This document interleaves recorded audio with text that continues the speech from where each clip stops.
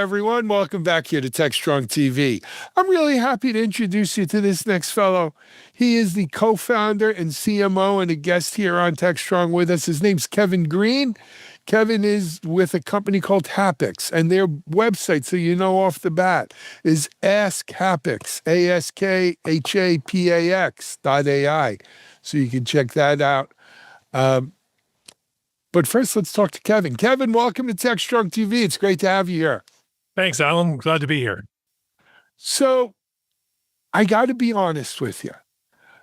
I interview a lot of founders, a lot of co-founders.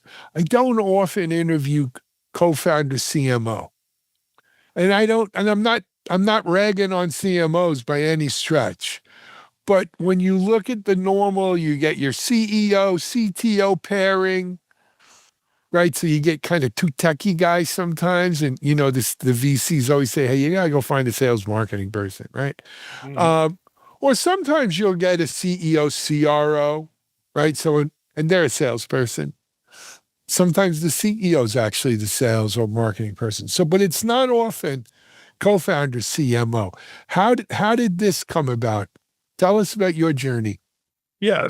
So, the Happix journey started several years ago, and I've been part of the company since its founding. So the original concept for the product and kind of what we're trying to do really started with me and a couple of other people.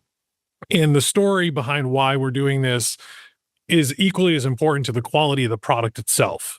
So, there's so much happening in the space right now. There's so much happening. There's so much news, and the hype cycle is so significant that controlling that narrative and making sure our message is getting through and cutting through all of the noise that's out there is equally as important as, the features and capability of the product. So understanding that how we communicate and talk about Happix is equally important. That's why we've made it such an important role here at the organization. I love it. So give us a little of your journey, though. What did you do before Happix? As you mentioned, is a few years old already, but what did you do before that? So I've actually, I've kind of started out in communications. I've always kind of found myself on the bleeding edge of technology. So when I first started, it was, kind of the .com boom, and then kind of rolled the social media wave through that, and then had a bunch of, SaaS startups. Then did some time at, Fortune 50 organizations leading digital innovation for, global organizations, and just, the passion that comes from working in a startup and building something new and really driving change based on how quickly technology is moving was something I couldn't resist. And that's kind of how I find my way back here to Happix, is to kind of do that run all over again and bring something new to the market that's truly going to make a difference. Very cool. Very cool. I actually just wrote an article yesterday. There was an article in Business Insider.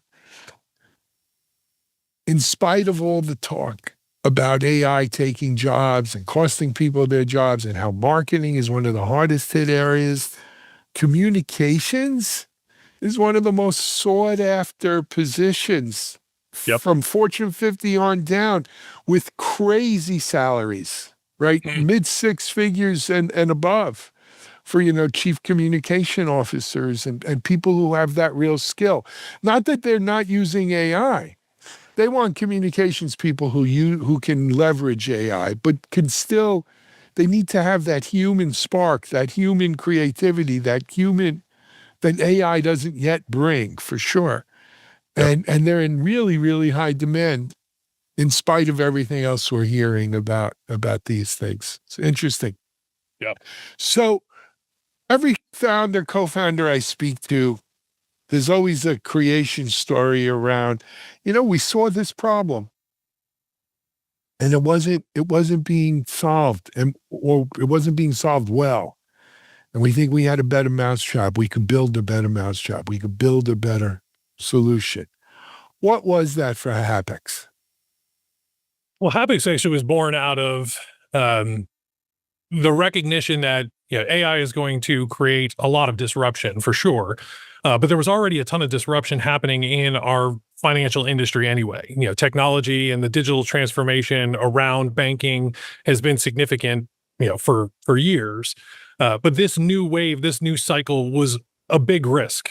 And we saw that. We got out in front of it because we know that people are adopting AI. It's not going away. Exactly what you said, the fear of job loss, but the opportunity is significant if it's embraced correctly. And that's where we saw a huge gap, was in a regulated environment. Generic tools that are being built for consumers don't translate well into highly structured environments where governance and accountability and scalability are going to be critical. And so we felt like we needed to fill that gap because it's absolutely imperative that we maintain consumer choice in our banking structure.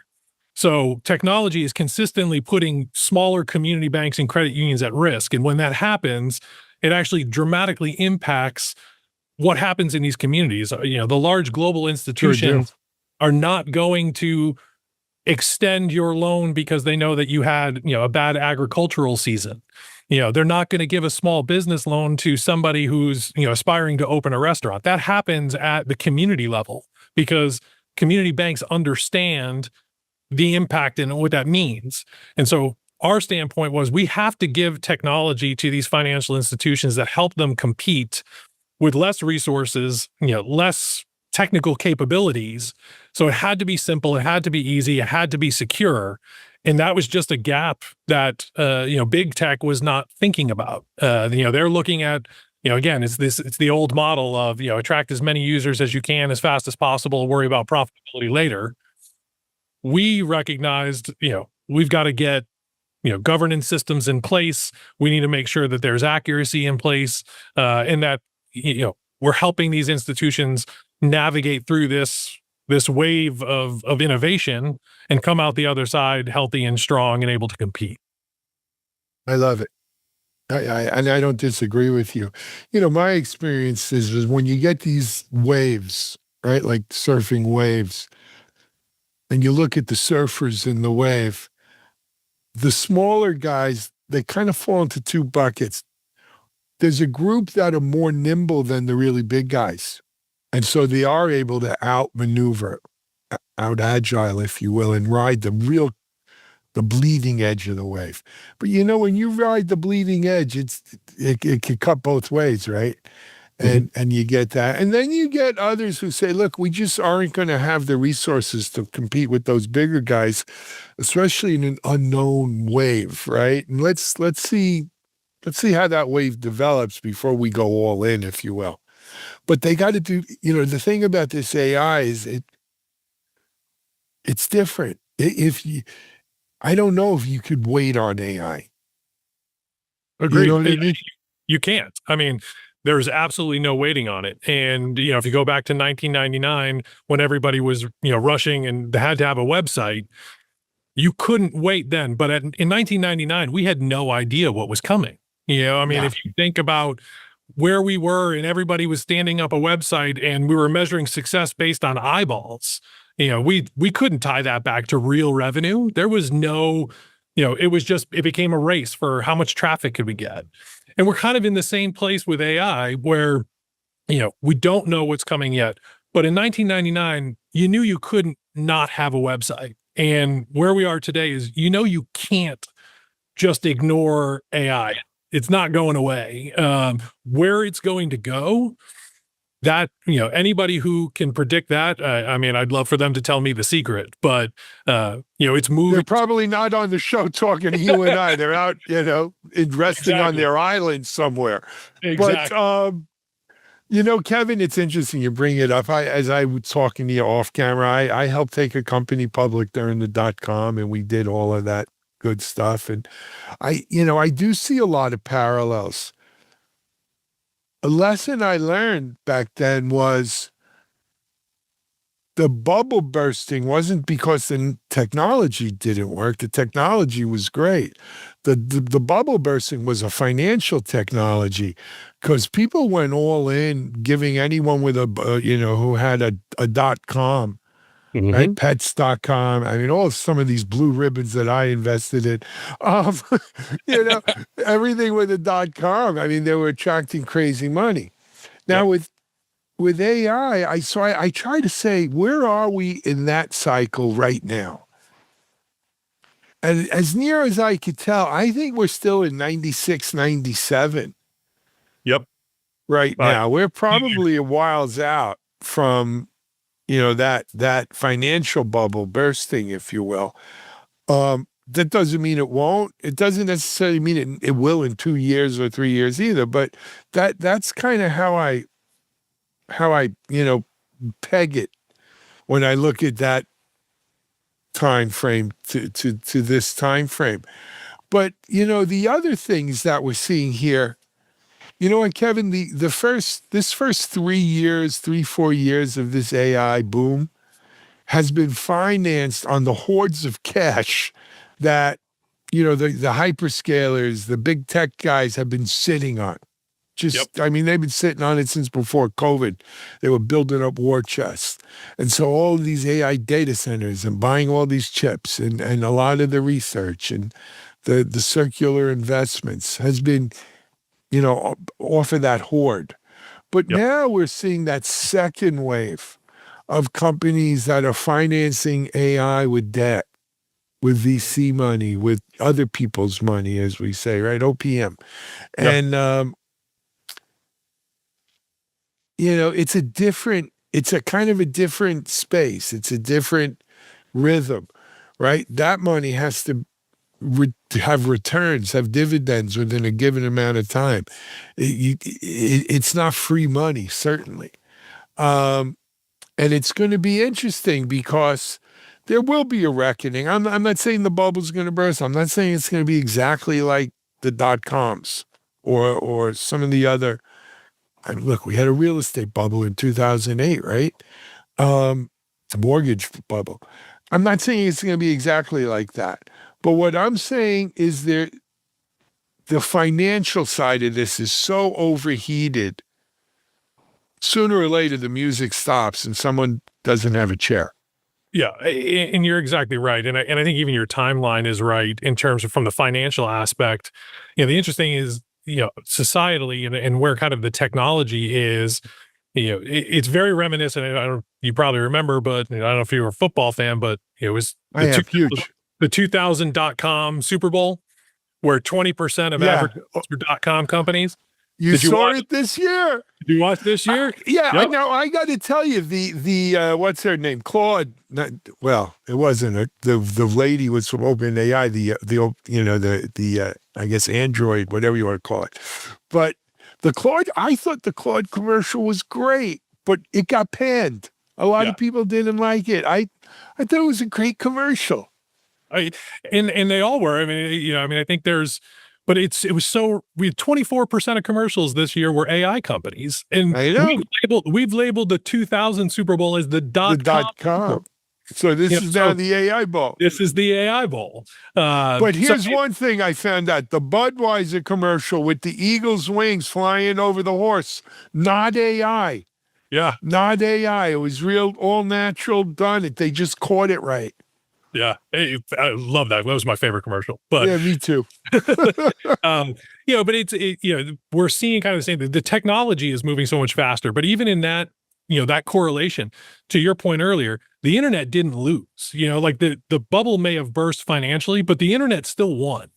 And when the music stops, there will be less chairs. And that's kind of what we think about from Hapix's point of view is, the ones who won were the infrastructure, the ones who transitioned to, not just thinking about new features and new functionality, but they went directly into how do you start to get measurable ROI? How do you, really build something that's scalable, and move just again beyond the next feature. And we're even seeing it. I mean, if you think back to, again, that timeline, there was a race on features. You had, the Yahoo versus Google. Now we've got OpenAI versus Anthropic, which we saw in the Claude commercials, specifically going after ChatGPT.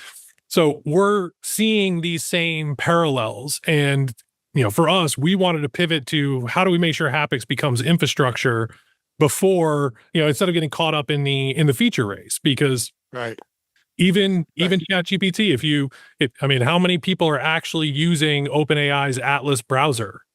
Not a ton. That launched in October. last year. Well, to be fair to them, how many people are using Perplexities or some of the other ones? I don't know if, and I'll tell you why. So I'm a geek, just probably like you are too. That's why we do what we do, right? You probably downloaded Atlas. You checked it out, didn't you? Yeah, so Of did I. course. Yeah. Because that's what we do. That's why you and I are on here. But you still using it? No. Me either.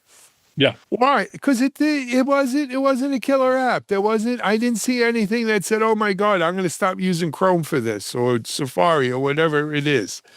Mm-hmm. But that's tech. You know, you gotta kiss a lot of frogs until you find your princes here or princesses or whatever you're looking for. Without a doubt. And you could even make the correlation to the mobile movement. Remember, Yeah. everybody was mobile first, and there was a new app on the number one on the App Store that you had to have. And then, now, I mean, was the average person uses less than 20 apps consistently on their phone? Yeah. But I still have 150 on there, and whenever I go to delete one, I say, "But I might use it. I might use it." Right? Oh, totally. 6 months later, discipline is the word there, Kevin. Yeah, Discipline. I've got some that are like older than my kids. So yeah, you and me both. Let's talk. Let's look out 6-12 months. Do you think? Because, at the rate of because that is one of the big differences between this AI and the .com, the rate of evolution here, like we used to talk about internet time, remember the crunching of internet time? Well, AI time crunches internet time, right? So the maturation is just crazy. Looking out over the next 6 to 12 months, what do you see? What's in store? I mean, are we going to have little banks, community banks? I mean, from our standpoint, absolutely. We think that, this technology allows smaller organizations to compete, and that community banks and credit unions are well positioned, because one of the biggest challenges that comes with AI is the operationalizing of it. It's making sure people are educated. And, we've done surveys, 57% of banks say that they are AI mature. AI maturity is not, well, everybody has a license to ChatGPT or Copilot. That's not maturity. So No. what we're trying to do is help people operationalize AI and truly kind of reimagine some of the workflows that currently exist to do them better. And to our earlier conversation, smaller, more nimble organizations are going to find success faster as long as they operate with discipline. And that's the thing. I mean, Amazon survived all of that. I mean, remember, they were losing billions of dollars a year, and everybody was criticizing everything they were doing. But in the background, they're building logistics infrastructure. Everybody thinks they're an online bookstore, and that's not what they were doing. And so, and I'm not saying we're the next Amazon by any stretch of the means, but that mentality, it's, thinking about it that way as organizations think about how this is infrastructure and how it changes their operations versus it being assistants and chatbots. Those are the ones that are going to win. And I think smaller organizations are going to be able to pivot, pivot to that type of approach faster. Love it. I love it. Kevin, I mentioned the website was askcapex.ai. What advice would you give people? What's the best way to engage with y'all?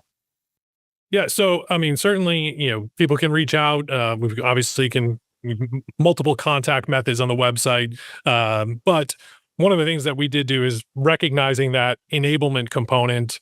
We did build a free AI certification specifically for bankers that's also accessible on the website. Our mission really is AI only works when people truly understand it and embrace it from the top down. And it has to be, you have to understand it through your own unique context. So your role, your industry, your business, general education and training, while helpful, doesn't translate into execution.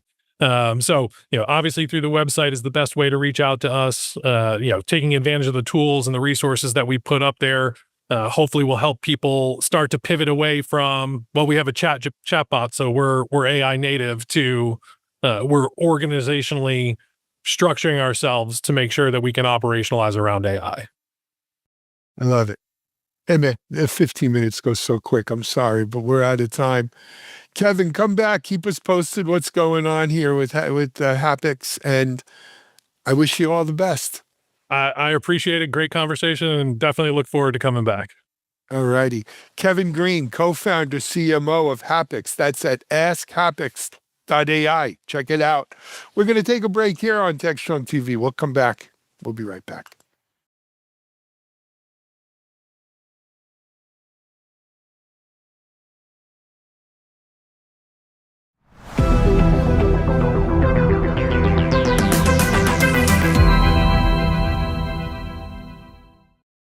Hey guys, thanks for the throw. We're here with Eric Fourrier, who is CEO of it's GitGuardian, GitGuardian, yeah.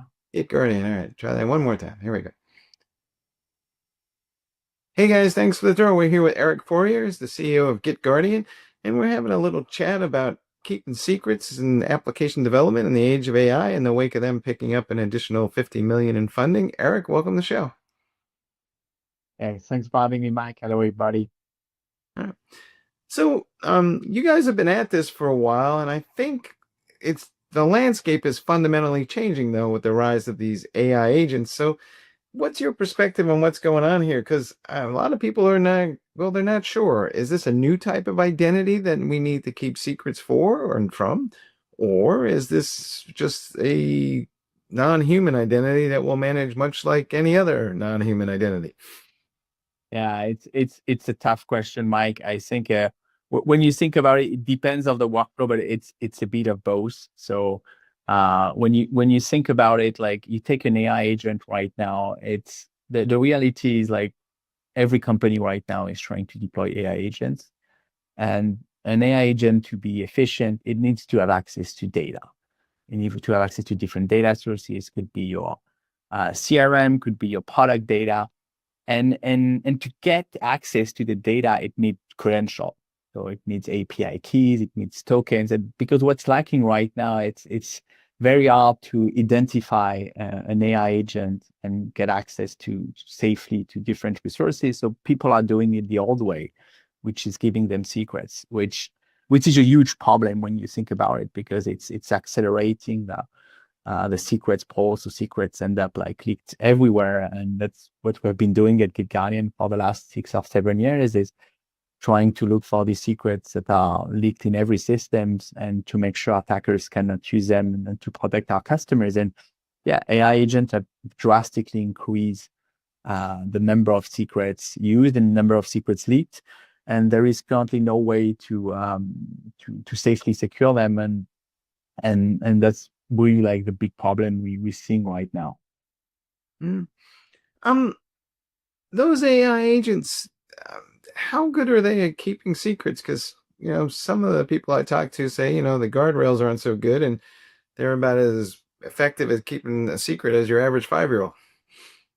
That's a good question. So on that part, it's really interesting, because at the end of the day, especially if we look a little bit at coding agents, so it has evolved a lot over the past like 2 or 3 years. So when the first model of OpenAI started 2 or 3 years ago, you could actually with the right prompt, it was super easy to get like actual secrets from the training set. So because these models have been trained on a lot of open source code, and inside this open source code you have a lot of secrets and credential. You could actually get like credential from somewhere else from a request to the model, but hopefully it has evolved a lot, and now the coding agent you have a little bit more guardrails, they are more powerful, but the real problems come from the person using the LLM. And that's, I think, the whole danger of vibe coding that a lot of people are underestimating right now. It's really of people that are non-developers, could be marketing people, could be sales people, could be ops, like could be people that have no training in software engineering, that have no idea what is credential and how they should be managed, that now are able to vibe code application. And that's usually them making the worst mistake. Even if the agent or the LLM is not doing them, it's the human that will introduce a vulnerability. So you have this combination of both, like an experienced human with like these coding agents that push you to be extremely fast, and like you have this, the hype of the trend that forces us to say, okay, we need to adopt fast all these new tools. We need to release this AI agent to our employees, but we need to do it fast. So we just, we don't put any security guardrails. So the combination of these three things, which is untrained people, push to the velocity on the code, and the absence of any security guardrails, make it a critical issues for secrets and for companies right now. Yeah. So I think 50 million is still a lot of money, even in the age of AI. But what is the plans, or what do you think guys thinking about investing that in? Yeah, it's a great question, Mike. I think for us, it's on two sides. So first is expand our current go-to-market operation. So GitGuardian was created in France, but we have a very unique story for our French companies. Like our first customer was US based. We now do 70% of our business in the US. North America is our fastest growing region, but we really started like having reps in the US only 2 years ago. So we have 25 people right now. We see a tremendous traction here. So we definitely want to double down in the US. And at the same time, over the next 2 or 3 years, there is tremendous opportunity. And we have already customers in Asia, so Australia, India, Japan. So we also want to open new region, both in Asia Pacific and also on the Middle East. And on the other side is product. Like as you've seen, like AI agent, the pace is so fast. There is new innovation, new type of agent, and new type of vulnerabilities almost every 3 months. So we need to keep the pace and build more and more product so we can help our customers safely deploy AI agent while securing like the credential, and really try to make them more safe and really give them the ability to deploy them and enjoy the velocity and the ROI while being also safe at the same time. Is this whole shift to AI going to exacerbate an existing problem? Because I think a lot of developers aren't very good at keeping secrets themselves. They might be slightly better than the AI agent, but it seems like one's just going to compound the other. So what do we need to think about doing here to kind of protect our secrets?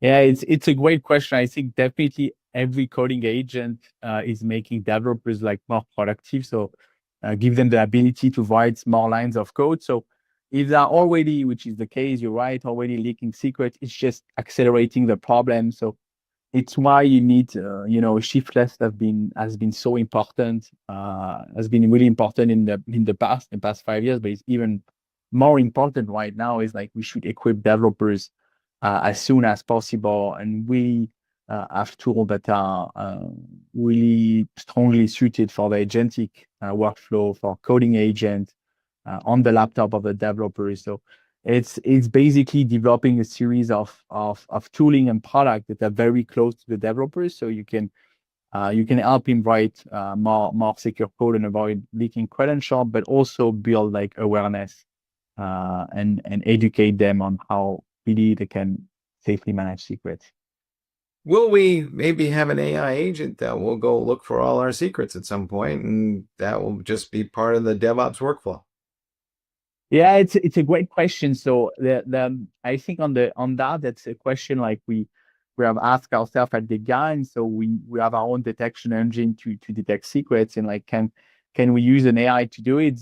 For now, the economics is still not there because especially for our customers, we need to scan like terabytes and sometimes petabytes of data when we actually look for secrets in huge data sources like SharePoint, Google Drive, all the Jira tickets, all the Docker images, just so much data to scan that at the end of the day, you cannot send everything to an agent, or otherwise you will pay like OpenAI or Anthropic like tens or 20 millions of dollars to scan your data. So it's where you need like products like GitGuardian and be smart about it. We call it hybrid detection. So it's a combination of a first step that's a deterministic engine, and the second step that's really like we use also AI in our product to do prioritization and to help our customers better remediate the secrets. But at the end of the day, the first stage is needs to be deterministic, fast, and able to process a lot of data that for now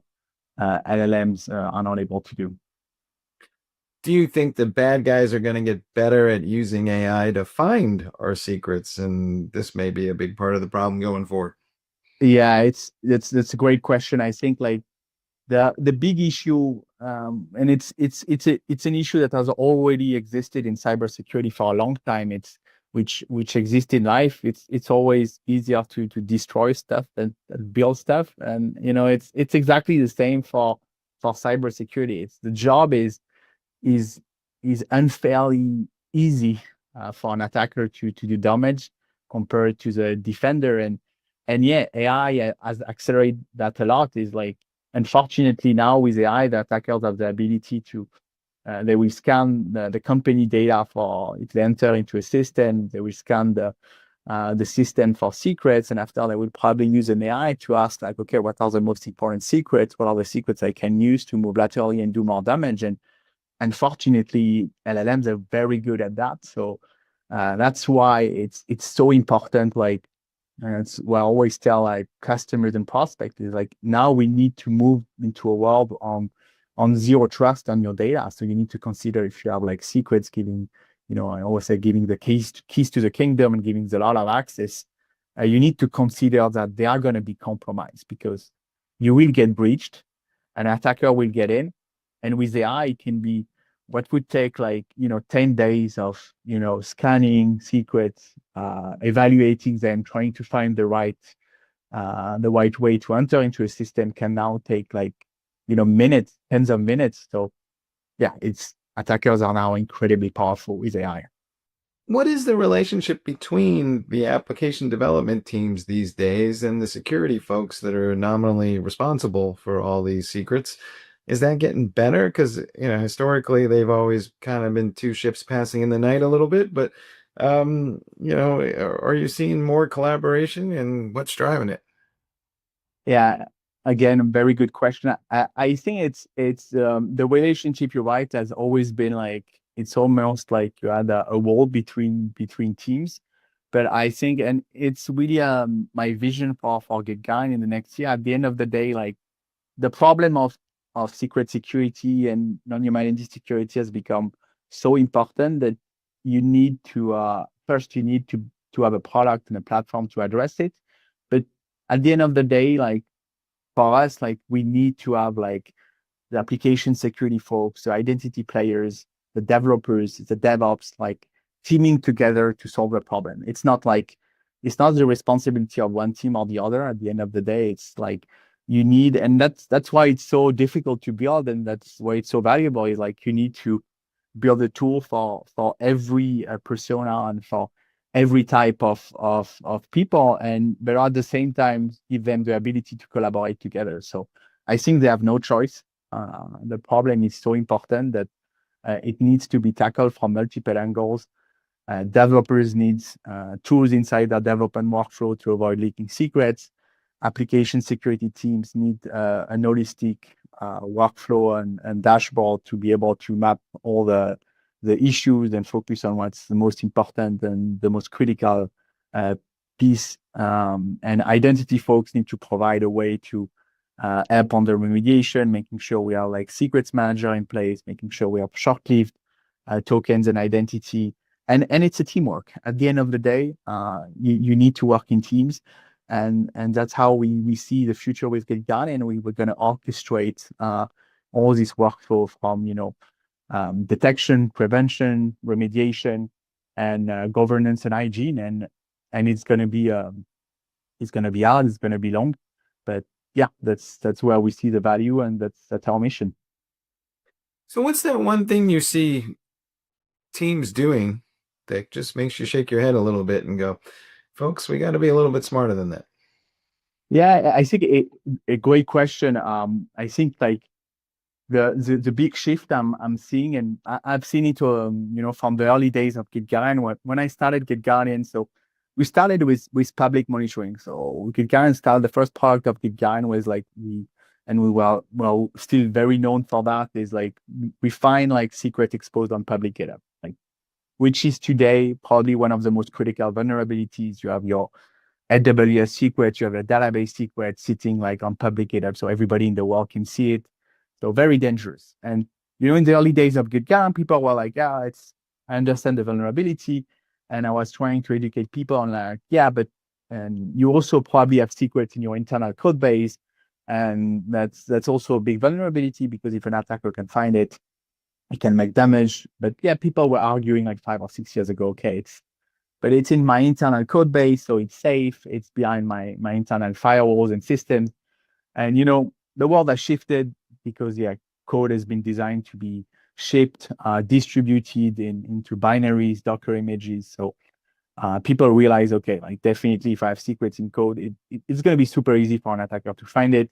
So it becomes a strong vulnerability. And I think now we are at the stage where even where places where we thought it was safe, especially on the laptop of developers in environment variable, you have especially on all the vibe coders and even developers, you have so many secrets sitting on the laptop and on places where you say, I think I'm safe. It's not that bad. But right now with all the AI agent and all the open doors and all the suppression attacks we have, even these places where we thought your identities, your secrets were safe, are not safe anymore. And I think for me, it's one of the biggest, attack vectors I see right now. It's, the laptop of the developers, because, you have so many secrets, you have so many privileges, you have so many AI agents giving access to data sources. It's a crazy, it's a treasure for attackers to just see them. And the issue right now, it's also what I was saying at the beginning is now you have people that are untrained, that are non-developers, that are beginning to code, that are beginning to get secret, that are beginning to launch applications. So it's just expanding the threats for company at a pace which is very hard, and that they don't have the current security tools to secure right now, because nobody has thought that the person at the marketing was going to be now installing software, building software, having secrets, having a database, and it's a total new domain and new attack surface to defend for companies right now. All right. Well, folks, you heard it here. If you think your secrets are safe, well, think again. Hey, Eric, thanks for being on the show. Thanks, Mike. All right. And back to you guys in the studio.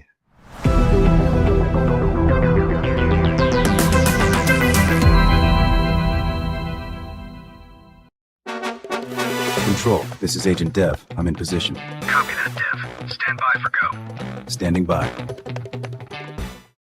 Hey, welcome everybody. You have joined another great episode of Agents of Dev, the podcast where myself, Mitch Ashley, and my co-host, Brad Shimmin, both of us from the Futurum Group, analysts in our respective areas, always talking about software development, what's happening, what we're working on, but also mostly what the vendor community is working on. Brad, good to see you again. How's it going today? It's good to see you, Mitch. Enjoying this glorious spring. Oh, wait, we're a little ahead of that. The presumed coming of spring in a month or two. Yep, just doing good. Spring wasn't very springy yet, so we'll have to wait for some more spring to arrive. A bit of an Arctic blast, as some would say. That is for sure. That is for sure. I think we're getting some more snow this weekend or something. They're talking about it. We'll see what happens. Nothing like what you've seen, of course. So that's crazy. I think we should do a podcast about every other day, maybe going to every day, because it is just that freaking insane. I mean, there's that much stuff happening. And you had reason why I kind of set it up that way is you have a new segment you want to introduce, which kind of speaks to this. So tell us about what you want to do. Yeah, we want to try to corral all of what's happening that we think is important and useful in the marketplace. And to do that, as Mitch says, we would be doing this every hour on the hour. But because we don't have the ability to do that, and we wouldn't test your patience with that, we instead have decided to go with a new section we call the call outs. And this is a segment that will be at the beginning of our podcast where we'll just take a moment to talk about something that we see a vendor in the markets that we cover doing something we think is useful. And I'll start us off if you don't mind, Mitch. Great. Absolutely. Please do. Okay, so as some of you who follow the research practice that I'm working in, wherein I, for example, am talking a lot about the semantic layer right now and the importance of that across the board, not just for BI tooling and data scientists, but for everybody. We have been following this idea of the semantic layer as being needing to, and it did start within BI solutions as a means of saying, what does this business term mean? And what does it mean to different people? And that's important because you kind of have to have consensus. And as we talk about on our podcast, having that ability to have that ground truth of meaning is critical for agentic development. So I say that as a starting point to give a bit of a clap for Microsoft. They just released to GA a sort of evolution of an existing tool they built a while back called Semantic Link. This was built basically to sit inside of Jupyter notebooks and allow them to my favorite place and allow them to basically build and work with these semantic models or semantic layers, I should say, and coordinate with Power BI. So you didn't have to treat them as two separate environments. Well, with this update, they've actually now they have conjoined this within their entire Fabric platform. So whether I'm a data scientist, a BI professional, or a data engineer, or a software engineer, or an agent, I will be able to work with these semantic models and change them to make create new models, to create new data products, if you will, and to have those available to and reflected across the Power BI group, the Fabric group, and my own group that I'm working in if I'm building out software. So I think that's terrific. I'm glad that Microsoft is evolving the technology that they have and not just trying to reinvent it. Kind of what's old is new again. Hey, there's nothing wrong with that, Hey, take what's working and extend it into this new environment. Yeah, we're going to talk about that a lot today, actually. We are. Yeah, I detect the theme coming on. I have a couple, one tiny one, or not tiny, but one short one. Atlassian GA'd their, I think it was into the last month or first part of this month, their NCP server for Rovo agents. Basically, they've opened up through Rovo, whether it's a queryable interface or for the agents, all the information that's in Atlassian's applications, primarily Jira and Confluence, where a lot of it is what we use. So it can be for operations, it can be for development. And of course, I think that would benefit from a semantic layer, something that they've talked a little bit about. But I think the thing of it is, it kind of reminds me of this. I was on this project called Project Alexandria, and it was all about the library of Alexandria. Did you have a library? Yes. No, we were going to assemble it. Well, it didn't quite work out. But anyway, it's kind of what we're doing across the board. Google has made available all their documentation to agents to be able to use for technical documentation, user information data for the business. So huge trend, I'm sure, not news to you, but that seems to be more and more sort of a cost of doing business is opening that up. The second one, just to not take up too much air and oxygen out of the room, is kind of hit the airwaves pretty big, is Entire, this new company that was formed by the former CEO of GitHub, Thomas Domke, and everybody was kind of wondering what did he lead to do. We were a little worried when he left. Yeah, we were like, what's going to happen? Well, guess what? Again, something you will love, and I think all of us appreciate is you think about software development and all this interaction we do with models to create it. And what gets lost? What's the exhaust? It's all the interaction, the prompts, and everything that we talk with. Whether it's through scripts or predefined prompts or interactively, that stuff just kind of falls by the wayside. And we have an artifact, but we don't quite know how it got created or why it got created. And that's essentially what he started out with this entire a open source project called Checkpoints, which basically you connect into your GitHub and it tracks everything that you do in terms of capturing. You have to install something locally too, what your prompts are to whatever model that you use. And A, it's a great idea. B, that's just the tip of the iceberg. I call it the plumbing of what he really says he wants to do. And I believe this is true also, is if we are going to generate massive amounts of code, just like we can't scan it all for vulnerabilities, we can't, as humans, sit there and review all of it. That's just impossible. We don't even know why we're reviewing what we're reviewing. So this kind of semantic layer is not just for humans, it's also for agents. So it knows what got created, why, how that ties back to what session, who, what the requirements were when we defined that spec or whatever it was that drove it, or the idea came off the internet, whatever it was. Now we've got some traceability back to that, but I think it's a lot more. I think the code windows of our IDEs will eventually fold into agent interfaces. I've described it as, more like StarCraft kind of game interface of managing all the agents doing all these fun Yes, stuff. you had me at StarCraft. At least I hope it's like that, something like that. So anyway, good stuff. I mean, again, center your world, semantic, data, knowledge. It's that's the fuel of AI and what we're doing. Indeed it is. Yeah. And it's actually funny. This topic relates to what I want to talk about in the drop at the end of our show, with agent context decoherence. So yes, it is timely to me. Very good. Well, let's get into our main section, our main topic. We wanted to talk about Anthropic published I didn't want to call it experiment. I didn't want to call it research, even though it was a research. A company blog post. We could call it marketing. We could call it whatever, but it's by a technical person. And a repo. Don't forget. And there is a repo. So it must be legit, right? Exactly right. That is our measure. Got our t-shirt. We got a repo. Okay, we got a blog post. We are legit. We got a company. Let's rock and roll. So anyway, they did this. I'll say the word experiment. It's not experiments in a classic science. I mean, it's not independently tested. It's not isolated. Yeah. It's they said, what could we do? Let's solve a really hard problem. Let's pick something like, could we create a C compiler? Now that's an interesting problem because it isn't an unknown. We know what a C compiler does, right? It's very been around for a long time. But it is a Herculean task, is it not? But it is a massive task. A human endeavor, like going to the moon, building a compiler, is not that far apart. Except this has been done. This is like going back to the moon, right? Oh yeah, right.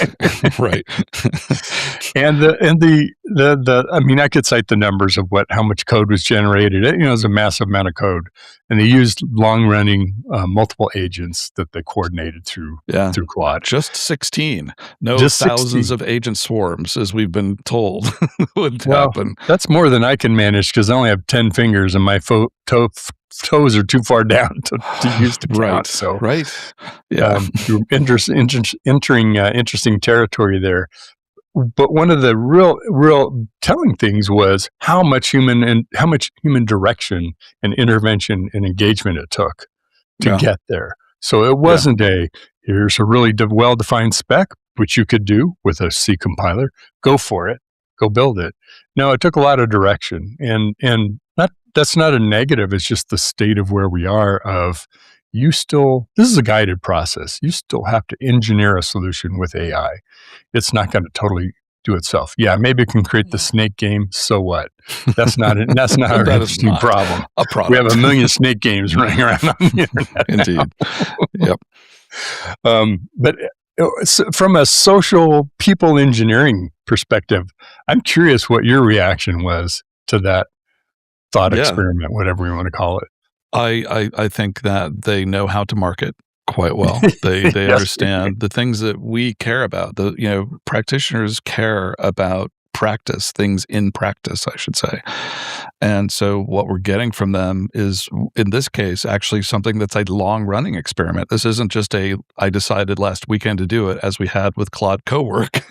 It's over the weekend. We had a great discussion about that. But this is different. This is something that this fellow, who's been famous for doing a lot of adversarial red teaming against AI, has been running as a long-standing experiment to see where Claude is in terms of being able to handle these very complex, long-running tasks. And what I found interesting about this is, and as you just said, it is very much a human-led endeavor. And we had at Futurum, basically when we did our 2026 predictions, we said, we feel that for most endeavors, for me, for example, data professionals or data engineers and such, that they're not going away. They are instead transitioning into becoming what I would term as an AI shepherd, a individual who has deep domain expertise, great skill, as you might see with like a business analyst, to define problems and to, in what we're seeing in this case, is to create a sort of set of tests and a harness to run the test within and the development work itself, and to sort of manage that using the tool chains that we know so well, vis-a-vis Git in this case. And it was fascinating to me that what it showed us, or it showed me anyway, was that yes, it is still human-led, but the thing that's interesting is that it's human-led for agents, meaning the person isn't trying to do things the way humans did it. The person is trying to create this infrastructure that does things the way agents do them. And so, But for to that example, point, Brad, give being an able example, to- because they didn't tell it how to do things. They said, do No, the following, no. and it figured it out, right? Well, you're right. But what they found, for example, is that agents all tackled the same problem repeatedly over and over again. And so to sort of do two things. First was to give them the ability to say, I called shotgun. I got dibs.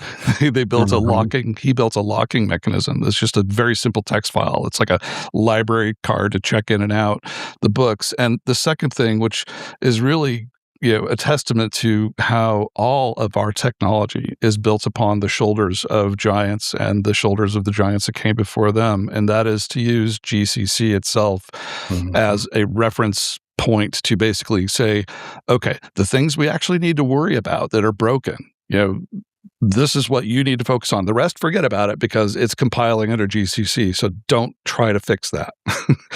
That's like, did we do that before for engineering? I don't think so. That's a different way of looking at it. It's there is an approach. It's a very unique situation there with GCC. But there is approach of, there's some things that I'm going to assume, right? I'm not going to worry about the Java runtime engine, right? That's pretty much a given. I'm going to worry about these things. But let's don't boil the ocean and try to go reinvent a bunch of stuff. I'll use open source. I'll do whatever. But that kind of goes out the window with AI, because AI would love to generate a new Java runtime engine for you. It would prefer to, yes. It would prefer to. The thought I had about the agents kind of doing multiple things is, I think they forgot to introduce the agent to this thing called a Kanban board in sprints, where everybody goes to the board and says, I'll take that feature, that story, and I'll implement that. That's the shotgun version of it. So we kind of need to teach agents that, there is a way of managing your work, which I think is a whole big area of, it isn't just orchestrating, defining a linear process. It's just like, you have to teach AI, how is it going to work with itself? And sometimes those agents aren't going to be the same vendor. It's going to be other systems.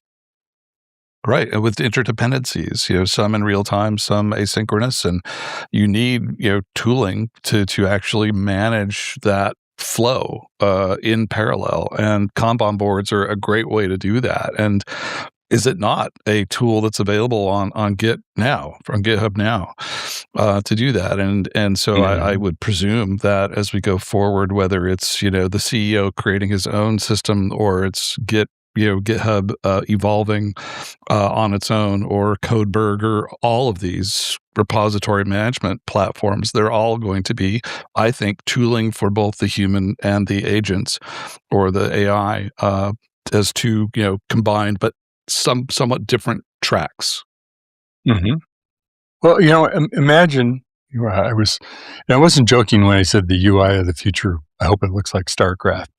But imagine in that UI of the future, it's some souped up version of a Kanban board that you're watching as AI is doing the work, picking out things, going through the process. This is one. This is a human one. Mitch is going to do that. Whatever that save process this for later. looks like. Yes, exactly. Don't go down that alley.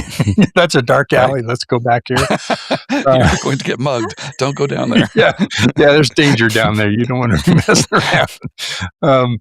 But something like that, where you can interactively as well as autonomously see what's happening and also direct where it needs to direct in real time, and then if you take the kind of the entire idea, all the semantics of what happened and why can then be applied to learning to how to work better, how to perform that work better. We started here and we ended up with this. How did we get from A to Z? Well, it's actually Q. Why did we end up at Q? We were going for Z. But there's so much to take, and we try to learn that as humans. We can't learn it all, but we have to help the AI learn it. But that is something that we humans, I think, are very unique at, and that is being able to pick out the wheat from the chaff, to split the two, I should say, and to find what's most important in looking at a lot of information. And it's ironic a bit that, as LLMs are much better than humans at scanning and keeping in context, the much more information, and yet they really suck at trying to pick out what's important. and I think with this, Anthropic example here with the compiler, that he discovered that as a big problem, and so he changed the tooling so that it wasn't just publishing the entirety of an error or even a log file. It was just, okay, let's build another, I call them epicycles, because for planets, planetary motions, how do you explain retrograde? You just draw another circle. Escape velocity and retrograde. Exactly. It'll all work out. Newton would be happy. So it's basically saying that, okay, we need to have another layer that sort of modifies the artifacts that are created as a part of this process of building software, so that we can better work with those assets in a more efficient and reliable and consistent manner. And that's what I think this points out with that example that he discovered, is that, okay, you can't just throw everything in a 1 million context window and hope for the best. Or 16 of them, yes. Right, 16 million tokens running around simultaneously. So this leads me, I wanted to get your opinion about this. It's only February, right? I mean, we're into the second month of the year, but looking back last year, very much was, a big theme was MCP and A2A and ACP and a lot of open standards, if you will, open source, open standards. Yeah. There's still very much that vibe that's happening concurrently. But I think we've advanced to the next phase of evolution of how we're creating software, where we're seeing different kinds of innovation and levels of innovation that stand alone still. So, for example, how Claude manages work, right? It's not tied into some open standard that everybody's agreed how to do that, right? Everybody has said, Microsoft, here's our agent hub, GitHub, and you can bring your agents to our environment, right? So we're very much creating these ecosystems of work and development. Not saying they won't be able to work together, but we haven't come to the, wow, we're all sitting at the same lunch table at school, we should talk to each other. Let's decide we're working on the same problem. This. All of us. Yeah. But we're kind of evolving to, will we suddenly all go off and, speaking of your planetary, will we all kind of, lose gravity and be thrown off into the galaxy, or what's going to bring things back together? Certainly customers will, but I'm just thinking through those kinds of constraints, because when we change constraints, things change drastically. They do, don't they? And I think, just as we've discovered with LLMs, they whenever their training cutoff is, they really like to run home to mama. And we as humans do the same. And I think we saw that in this experiment from Anthropic, for example, and that, he could have, set up some new MCP to sort of be that harness. But instead, the harness is just a freaking bash file, that just runs till, Ralphs it till it's done. And that is a verb now, by the way. Yes, Ralphing. That was something different in college, but in AI, Ralphing is a different yes, thing. And right. There are different pronunciations too. You need to stay far away from. But the point is that I think, this is a testament to the whole GNU Linux, mentality, or as we currently would call it, the suckless mentality, which I'm not saying that jokingly, that's an actual thing, that you build a piece of software that does one thing really well. And we see that with tooling like rsync. And, show me a server that's running the internet that is not using rsync, just for backups and synchronizing file changes. And why would we reinvent that wheel? Why would you go out and create a standard to solve a problem that our engineering minds 40 some odd years ago solved? And it's still humming along today, just kind of like the semantic model with Microsoft, your example earlier. Indeed, It worked well for that. Let's apply it to this problem. rsync has lived on and on and on. Yep. It's like building a space station to get to the moon, and then to use the moon to get to Mars. We'll have to do an episode on space. Maybe we can get what's his name, Tyson, the guy at the planet. Oh yes, Neil deGrasse Tyson. Neil Yes, he would deGrasse love it. Tyson. I'm sure. Yeah, he follows us. I'm confident. I bet there's an email waiting for me. He's asking if he can be on. We'll see. We'll see. Anyway, well, I think we've probably done enough damage on these topics, so we can go to our last segment for the podcast episode called The Drop. All right, My welcome drop back this week. Yeah. Yes. Sorry, Mitch. Go ahead. I'm going first because I'm really frustrated by this, and it is this idea of agent context to decoherence. And I've mentioned, I think, when we've chatted before in the projects I'm working on, I feel that the larger the code base becomes, the more likely you are to fall off what I call the edge of the plateau of happiness that you're on. Where when you make a change, the change is enacted and it works the way it does, and it doesn't create any other problems or downstream issues you're unaware of. And I still feel that is a big thing. But what really, kind of captured my attention recently is just how that applies to all the artifacts that we work with, not just the code base.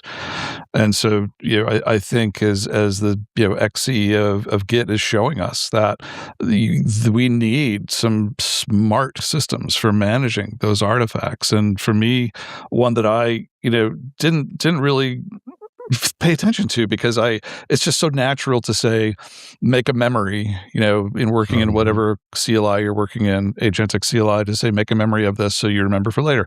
And what I ended up doing was something called context poisoning. I poisoned myself, unbeknownst to myself, about how to do Git committing, do Git commits, because I had made a skill for that, and then made a memory on how to implement it for different projects, so I could use it consistently across projects, because that's what you do, because we're lazy. And make file. It kind of put me in a that is exactly it, right? That's the point of that. And so I didn't. So lurking, hidden within, not just the skill I made, but the memory. So the agents.md or whatever you guys are using was an instruction that the model was like, oh, wait a minute. Brad said to do this in the skill for committing, but earlier he said in the broader agent.md file that this is what I need to do, and it went all HAL 9000 on me. That was this not isn't the repository you're looking for. I'm sorry, Dave. I can't open that repository. Yeah. So how did you poison it? You have to tell us. You can't leave us hanging. What did you do? Did you drop a little, arsenic in there and like, oops, that wasn't supposed to go. I literally pulled out the grep or fgrep and just found what I was, the poison pill, and removed the pill. Yeah. Well, that's good. At least you knew what the source was. You found what that was like. Because there are only five things combined. Suddenly it's hallucinating. Right. Yeah, exactly. And, something. These are hierarchical systems. And so when you're working across different projects, you have your root agent file, or if we're in open claw mode, it would be your sole file. Then you have files for each of the projects you're working on. And I only had like 4 of them, but it was a testament to the need to curate and maintain that memory that your models have, along with your skills, along with your extensions, in concerts, because the minute you introduce conflicting truths within that, the models are going to get confused, because that's how they work. Yeah, very much so. Well, cool. That's interesting problem, and I think all of us are experiencing it multiple times, sometimes more severe than others, right? Yep. This so, wasn't an RM, remove all file system. Yeah, it was not that. Make sure you have your permissions set appropriately, and no, sudo is not a good thing to hand to the agent. Sudo, sorry. Sudoku, no, different thing. So my drop is, and this is coming your way, by the way, so this is a little bit of a heads up that you're going to get to peer review this for me. But I've been working on it's kind of my layer cake framework of agent controls. Frameworks, agent control planes. What do we mean by that? Because it may not end up being called that at some point, but that's a lot of what are the innovations that's happening around, whether it's managing agents, whether it's directing work of agents, whether it's security guardrails, compliance, agent behavior, observability. Yep. And I think one of the very cool things that's happening is a lot of things we would have done later, like security and like observability and all that, because we're in this age of AI, can be easily integrated into the development process, to the kind of interim, it's not quite ready for prime time, into production. So a lot of things are combining into this one phase of development in this one quote unquote platform. So I've got a reference framework. I'll run it by you, and you can rip it apart and say, like that, get rid of that. This is stupid. That's kind of okay. This will make it better. And I appreciate your input. So, yeah, I'd love that. And you're right. The whole control plane idea is so critical. And more so than it was. We used to have a lot of control planes, right? So like in the MLOps space, you're always striving for a control plane that wrapped those different guards and rails and controls and audits into 4 specific areas of interest. And right now, the systems that we're building, I think, are much more multifaceted than that. And you can no longer think of a control plane as being specific to a given area of work. It has to be specific to the solution itself and broadly the company itself. Yeah, it's not like one business domain, like we're developing machine learning algorithms. Yeah, exactly. That's the data scientist problem. They'll deal with it. Let them solve that. But you're creating it for a system that's also evolving, right? So how agents work and what they do and what the protocols and what the open standards or the work we're going to have it do could be very different in 6-12 months or maybe a month from now. So it's an interesting problem to solve. But I think there's some really good ideas out there, what vendors are doing. Agreed. And a lot of them built back in 1982. Thereabouts. It's the high watermark for me in cultural terms. But yeah, I mean, the old ideas, as we were saying, are never truly old. They become new again. Yeah, we either like engineer our way into something new with them, or we find ourselves with enough compute horsepower, for example, to do the things we couldn't do before. And so you can never turn your back on the past. You have to honor it. You have to look to the past to create the future. Look, you can see so many examples. Think of Linus Analytics, and the early work has spawned a whole set of great things. So often there was a reason why those were good things, good decisions made back then. Maybe constraints and situations have changed, but there's still things we can take from it. Maybe verbatim, maybe not.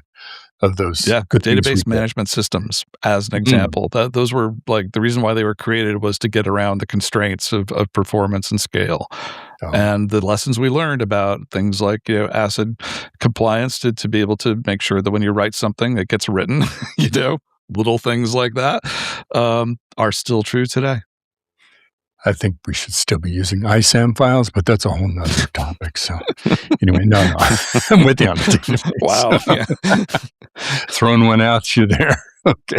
And re-indexing everything all the time. Indeed. Well, we better stop before we get down one of those dark alleys that we can't get out of. So look forward to more great things. Please check out Brad's work that he's doing at Futurum. You can go to futurumgroup.com/Brad-Shimmin. Correct. And everything, that we do that's freely available, you can download there. There's some things that are part of our internal or our client system that we use called the Future Intelligence System. There's a lot of good things there, of course, too. But please check it out. Mine is the same as futurumgroup.com/Mitch-Ashley. And, we're kind of publishing like madmen. There's so many things going on we want to talk about. And not just report the news, but understand. No, we're trying to think about them. Why is it news, right? Right. Put them in context, wrap them in our decades of cynicism, and try to come up with something helpful. That's what we try to do. Exactly. Well, thank you so much, everybody, for listening, watching. And we appreciate comments. We appreciate folks that have reached out to us. And we hope you'll, of course, share this with your friends and follow and do all that we can. We have folks that we're going to be bringing on. We're talking to different people. Yes. Brad and I have got, I think, a good enough rhythm going. We could, keep ourselves on track with a third party involved. I'm not sure about that, but I think I'm willing to experiment. Hope springs eternal. So we'll be doing that. So thanks again for being part of Agents of Dev. We appreciate being part of the development community with you. Take care, everybody. Control, this is Agent Dev. I'm in position. Copy that, Dev. Stand by for go. Standing by.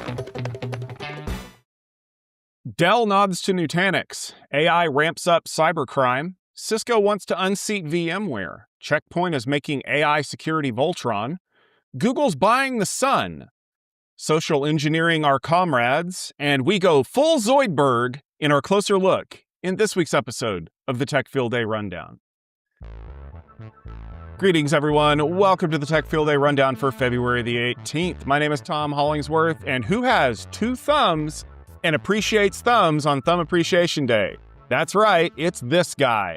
We're very happy to have you joining us, and I'm very happy to be joined once again by my co-host, Mr. Alistair Cook. Al, good to see you. Hey, it's a pleasure to be here, and both of my thumbs are very happy to be here too. I also would like to remind you that it is Hockey Stick Salute Day today. So for those of you who are playing hockey here, field hockey is more common than ice hockey, but take the salute. Yeah, the hockey stick salute sounds like something you do to somebody you don't like. But luckily, we like all of you. So what we're going to do instead is bring you some great tech news that you're going to want to check out. We're starting off with a story because Dell Technologies has expanded its private cloud portfolio to support Nutanix, which is giving customers more freedom to choose how they virtualize workloads alongside existing options like VMware and Red Hat. The move reflects a broader shift in enterprise IT as organizations reassess cost, licensing, and risk tied to single vendor hypervisor strategies. Initially supported on Dell's PowerFlex systems, with PowerStore integration coming later, the update emphasizes operational consistency through Dell's automation platform, allowing customers to change or mix hypervisors without replacing core infrastructure. By formally incorporating Nutanix into its private cloud framework, Dell is positioning itself as a neutral infrastructure foundation for hybrid and on-prem environments that continue to grow more complex. Al, are we seeing Dell diversifying their opportunities to sell to customers who might be looking to make a move? Well, I think that's absolutely what's going on, is that we're seeing lots of discussion around what should I use to replace the VMware that I was using before, now that VMware doesn't care about the smaller implementations, doesn't care about anybody who's not a VCF customer. So bringing Nutanix in here, bringing the hypervisor that Nutanix has in there, hyper-converged, absolutely fits into that. And we know that Nutanix and Dell have been partners for a long time. There's been a sort of uneasy piece in that at times when Dell owned VMware. Now that Dell doesn't own VMware, it's very easy for Nutanix to come in as the hypervisor of choice on these medium-scale environments. A couple of things that I like in here. One is getting towards having that power scale as an option as well. We do see criticism of HCI in being a good general purpose platform, but when you need a highly tuned environment, maybe you don't want HCI. So yeah, definitely seeing some of those challenges around higher performance applications being addressed by having higher performance storage as an option, obviously in combination with HCI for the general purpose platform. One of the interesting things I see in this also is that Nutanix has a story around using their Prism UI for managing everything end-to-end in a Nutanix-only environment. And that brings a little bit of a challenge with the Dell Automation platform that's a key part of this offering, where the Dell Automation platform is designed for day 0 to day 2's deployment, lifecycle, ongoing operations. The discussion in the Dell blog around this is that your operational teams will continue to use the Nutanix tools they've used for potentially years, and that leaves me to wonder where the Dell Automation platform fits into it, since it's such an important part. I think what we'll see is that when that power store capability is added on, then we're looking at an environment that Prism can't manage by itself. And so there will be value in having a slightly more specialist set of people using the Dell Automation platform. One of the criticisms, though, of course, will be a continuing criticism of Nutanix, that the cost saving is not so much as you might have thought, because the licensing cost for the Nutanix component may be significant. We'll see whether there is a special deal in here that makes that pricing more friendly to customers over time. New research from Quorum Cyber shows that AI and white-labeled ransomware as a service platforms are reshaping the threat landscape. New ransomware groups growing by 30% per year, and attacks shifting from encryption to faster, low-cost data exfiltration. Steal your data rather than hiding it from you. Security leaders warn that attackers, from criminal gangs to nation-state actors, are automating up to 90% of intrusions, shrinking detection windows and lowering the barrier to entry, particularly with that ransomware as a service. Executives from BugCrowd, SailPoint, Qualys, Profit Security, and Caldwell emphasize the need for AI-driven security operations, better vulnerability disclosure, least privilege identity controls, and a whole lot of other things like layered defenses, because cybercrime is becoming increasingly easy to get into and industrialized in its application. This continues to be, we should be as good at IT as we say we are, doesn't it, Tom? You would hope so. The problem is that the things that we're coming up with now make the other people really, really fast at doing it. We saw this for the last couple of years when it comes to data protection. They were trying to lock up everything and do it on the sly, so that by the time you realized that you'd been hit with a crypto locker, it was too late and your backups were probably dead, because they were one of the first things that were targeted. In fact, I saw a stat today that said 93% of attacks go after the backups at some point. But one of the things we're also seeing is the response in the data protection market that says, we can detect when things are being encrypted because of entropy detection, which is like part and parcel now. So we can slam the brakes on that. So now, instead of making a big fuss about locking it in place, they're trying to sneak it out the back door, because, they already have a pipe to get in. After all, they did get into your defenses. But I think the other thing that's really important here is that you need to understand this automation system. When you get into a system to figure out what you can do with it, there's usually a lot of trial and error, right? Can I escalate privilege? Do I have any kind of lateral movement options? Is there a way for me to compromise the system to, provide remote access in the future? You got to start thinking like an attacker, right? This is a foothold. What can I do while I'm here? Well, the thing about all of that stuff is that it is automatable. I can try some basic privilege escalation. I can try to install a remote access Trojan to be able to get back in. And those are the kinds of things that these attackers want to do while they're collecting information. Because one of the things that we know for a fact from seeing these gangs that are operating, in some cases they're nation states, is that human resources are expensive because they need to be dedicated to doing certain things. So if I can have an automated script or program kind of do the basics, and then, did we get past the first line of defense? Oh, great. Now I need to insert the name of everyone's favorite hacker here. I don't know which one it is, but you now have the opportunity to kind of do a little bit more on this. I can expand where I'm at, and then I'm not just sitting here poking around on a system going, well, I keep hitting walls. This is kind of the same idea behind, if you've ever dealt with a telemarketer. Usually the person making the phone call and talking to you on the other end of that line, they're not the salesperson. Their job is not to like basically work with you to close this deal. They're literally there to dial telephone numbers. And if they get a hit, if they get someone who says, I'm interested in whatever service you're offering, that's when you get transferred off to a different group, because that's the actual salespeople. They are too expensive to be dialing phones. They are there to close deals. So I think we're starting to see that, as you said, and it's democratized now. Everybody can do it, but that also means that we're rarefying the air so that the human resources are focused very much more on exploitable systems and not just, oh, you left a back door open, but you really can't go anywhere because of zero trust or least privilege or something like that. Cisco is preparing to launch NFVIS for UC. It's a narrowly focused hypervisor designed specifically to run on Cisco's unified communications applications, giving customers an alternative to VMware as licensing changes under Broadcom may push organizations towards more expensive VMware Cloud Foundation licensing bundles. This is built on Cisco's existing NFVIS platform, and it is limited to Cisco hardware and collaboration workloads. The new hypervisor reduces external dependencies while maintaining performance and support control. At the same time, Cisco is expanding support for Nutanix's AHV hypervisor and continuing to promote FlashStack with Pure Storage. That's giving more customers flexibility as they reassess virtualization costs and strategies. While VMware does remain the dominant partner at the high end, NFVIS for UC offers a pragmatic option for organizations whose virtualization needs are really tied to Cisco's collaboration tools. Al, this kind of goes back to the story we talked about earlier. Is Cisco looking for a way to potentially offer options to customers who don't want to pay what everyone is calling the Broadcom tax? Yes, in simple words. Cisco would like that money instead of handing it to customers handing it to Broadcom. As a little bit of background on this, there's a couple of things. One is that I worked with a customer a while ago who was migrating from an all VMware environment to Nutanix AHV. But they had to leave some VMware around for some of the products that they were using for collaboration that were only certified on the VMware hypervisor, that were not at the time certified on AHV.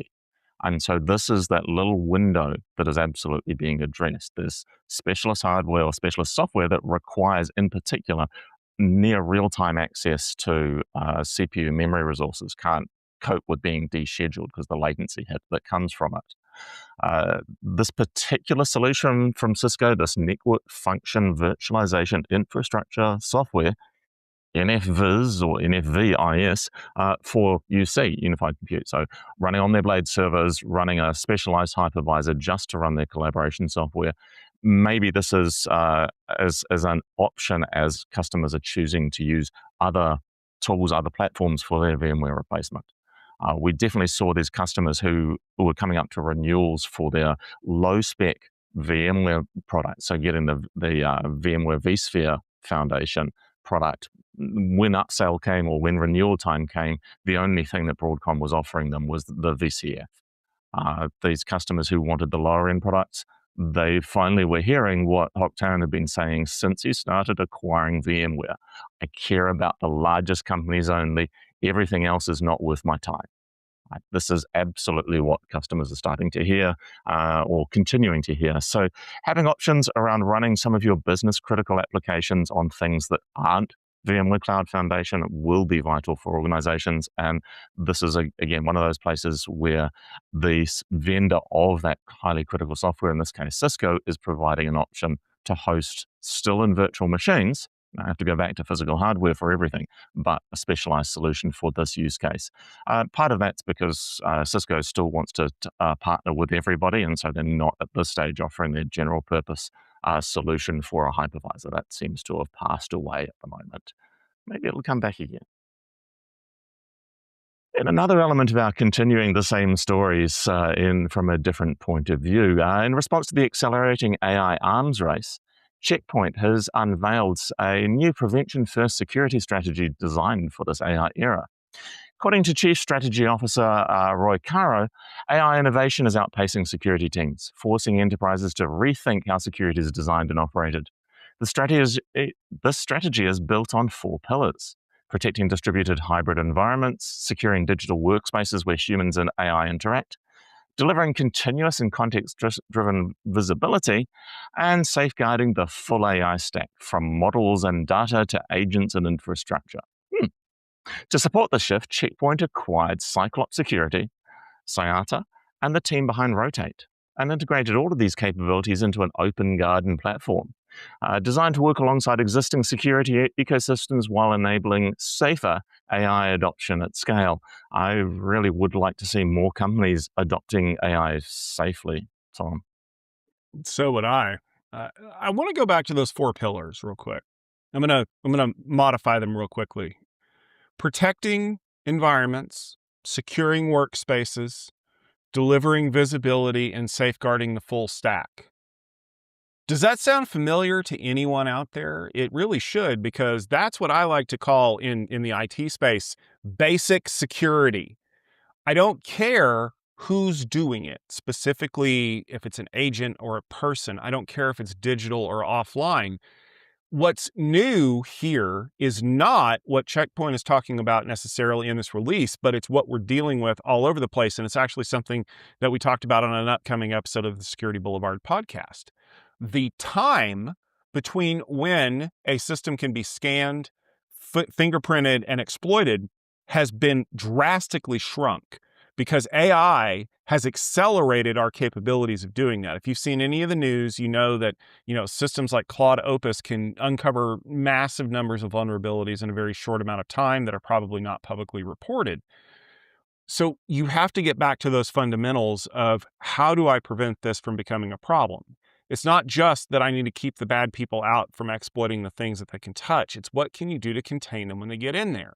And I think that that's where this value comes from.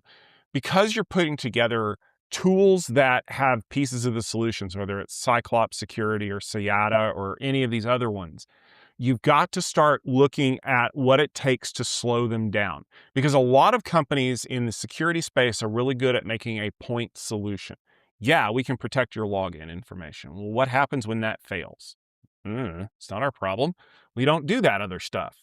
You need to have a comprehensive solution. And if you don't, you need to find somebody who does. Whether that means putting your own comprehensive solution together with multiple different tools, or buying into somebody who's already done the hard work for you, in this case, like Checkpoint, you've got to, because AI has effectively shrunk those windows to nothing. And I reference a great presentation from my friend Justin Warren from many, many years ago, back in like 2013, 2014, something like that. It's like cloud, right? Because the value of cloud is not infinite resources. It's absolute static predictability. It's going to happen the same way every time. It's going to take the same amount of time every time. Well, in AI's case, it's shrinking that window to be smaller and smaller. So if your defenses aren't up to stuff now, you're going to find out very quickly how unfortunate it is when people can get past them. Our friends over at Google have signed 2 15-year power purchase agreements with Total Energies to secure 1 gigawatt of new solar capacity in Texas. It's underscoring how AI-driven data center expansion is accelerating investment in those pesky renewables. The utility-scale projects in Wichita, 805 megawatts, and Mustang Creek, which is another 95 megawatts, will deliver roughly 28 terawatt hours of electricity over the contract term. Construction is slated to begin this year in 2026. The deal, which is the largest U.S. renewable PPA Total Energies has signed, reflects a broader shift among hyperscalers towards using long-term clean energy contracts to anchor new generation, bolster grid reliability within everyone's favorite ERCOT, and support sustained AI and cloud growth while limiting emissions and cost volatility.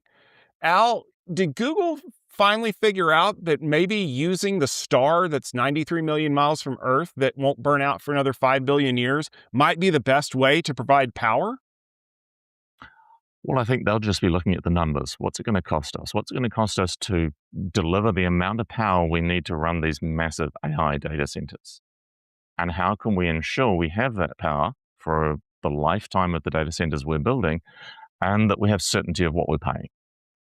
ERCOT, the Electricity Reliability Commission of Texas, will be looking at this and saying, I'm glad we don't have to build out a network to deal with that massive power requirement, because that would cost an absolute fortune, which again comes back to Google looking at how much it's going to cost them to run this data center or this collection of data centers. This follows on from a 1.2 gigawatt deal with Clearway, which was signed up in January. That one covers Texas, but also Missouri and West Virginia, as lots of places that are being built out for these locations or for these data centers. Of course, Clearway is 50% owned by Total Energies, which is this new 1 gigawatt deal that's come through as well. So these are big deals. The French company, Total Energies, maybe some interesting thoughts about using an offshore company to do these things. Maybe we'll see some more of these deals being signed in other places around the world as well. Google has been committed to using environmentally safe or sensitive power generation for a while. They are expecting to head towards net zero in terms of their carbon footprint over time. And it's very much at odds with the build out of these massive AI data centers. Power is one thing, and power is very important. You can't run these data centers without power, but that power is energy. That energy's got to go somewhere. Cooling is vital. As we're seeing these build outs of massive AI data centers, the big challenge is going to be finding the water to cool them, because you can't cool these things with air, particularly in the heat of a Texas summer. Water supply in Texas is going to be a real challenge as these data centers are being built out. Look for some contracts around water to follow.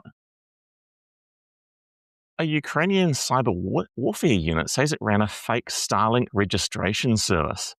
They tricked Russian soldiers into handing over sensitive data. This comes from the 256th Cyber Assault Division, and they partnered with open source intelligence groups to promote Telegram channels and bots that claim to whitelist Starlink terminals after access blocks, so the embargo against the Russian use of Starlink. This ruse instead captured terminal details and precise locations for all of these connectivity sites that the Russians were using as a way of communicating with their teams and with their drones as they're invading and attacking Russia. The incident highlights how contested access to satellite internet, in particular Starlink, has become as a front line of the cyber and information warfare battleground, which is very much related to the physical battleground that's going on in the Ukraine. This is some interesting social engineering going on here, Tom. They must have ended this program because they're talking about it now. I think they achieved their goals with this program. And if you were hearing that, it sounds like an explosion. I think it's very interesting that Ukraine is very much fighting a different kind of an asymmetric war here. So, yeah, as you brought up in the story intro, one of the things that happened almost immediately after the 2022 invasion was that Ukrainian soldiers noticed that the Russian army was using Starlink terminals to provide satellite communications. Because one of the things we learned very early on is that the communications gear that the Russian army had was not up to par, to the point where they were literally using cell phones in the cockpit of their airplanes to be able to call stuff in. Well, that caused the people at SpaceX to say, well, why don't we just blacklist all of the terminals in Russia that are not approved to operate, which would mean, like the Ukrainian government has given authorization for these terminals and stuff like that. And then, of course, as all things happen in war, you have people who adjust to the new normal. In this case, it was people who were buying those satellites and maybe even like on third-party marketplaces, and then using them, but not registering them, obviously, to a location in a war zone. And so the Ukrainians are looking around going, well, they're still using Starlink. Well, how are we going to fix this? And they went back to what I consider to be one of the earliest forms of sabotage, which is social engineering, right? So they said, hey, you've got these Starlink satellites that you obviously want to use, and it's really tricky to get around it. Why don't you just join this Telegram channel, which is very Eastern European to do, and just give us the details on your Starlink terminal, and we'll help you register it and make sure that it's operational. And of course, just enough people bit off on it that they're like, oh yeah, sure, here's the details and everything. Well, if you have the ID of a Starlink terminal, you can track it. And you know what they do when they track it? They make it go away. And so I'm sure that what happened here was that either these positions were overrun, or more likely, there was a drone or an artillery strike that took them out.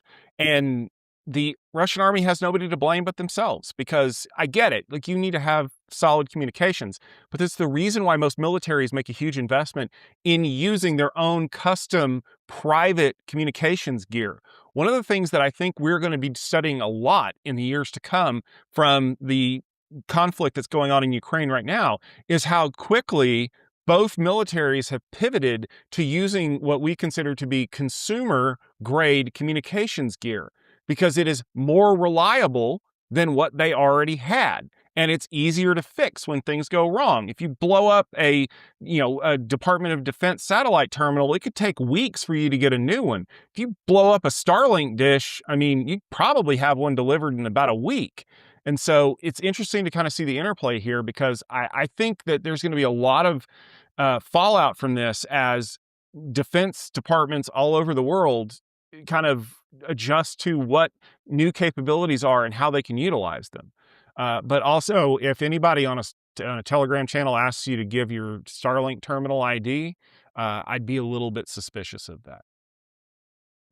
All right. It's time for us to take a closer look. Please put on your bibs and get your drawn butter, because we're going to be talking about lobsters. The open source Clawbands project aims to restore human oversight to OpenClaw, which was formerly known as Moltbot, which was formerly known as Claudebot.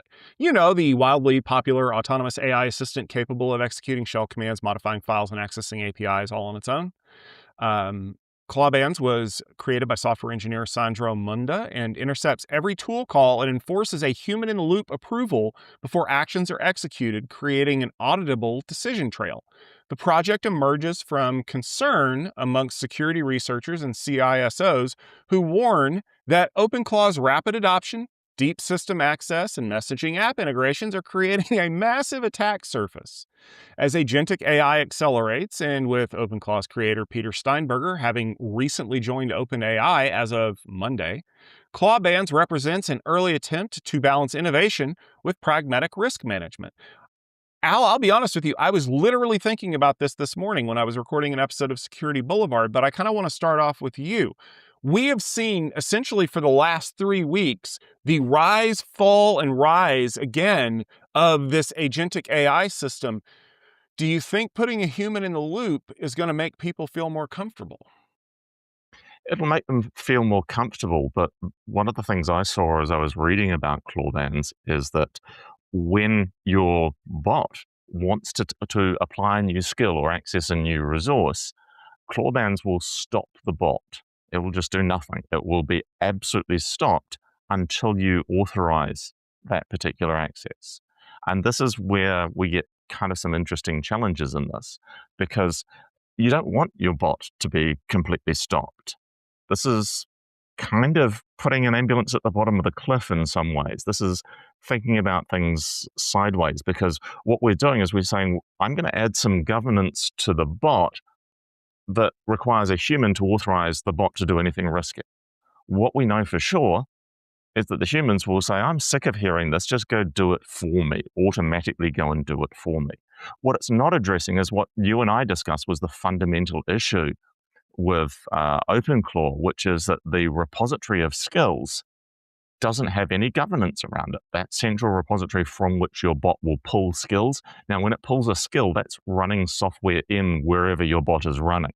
And it's running it with privileges, and it's usually, in this case of these skills, simply pulling a command file off a website and saying, here, run this command file. No necessity of trust or any of these things. So that's the actual problem. The real problem is that there's no governance and control around these skills. Absolutely, it's great that Clawbands will stop those untrusted skills from continuing to operate for as long as a human makes a good judgment about the risk involved in saying, yes, go ahead and do it.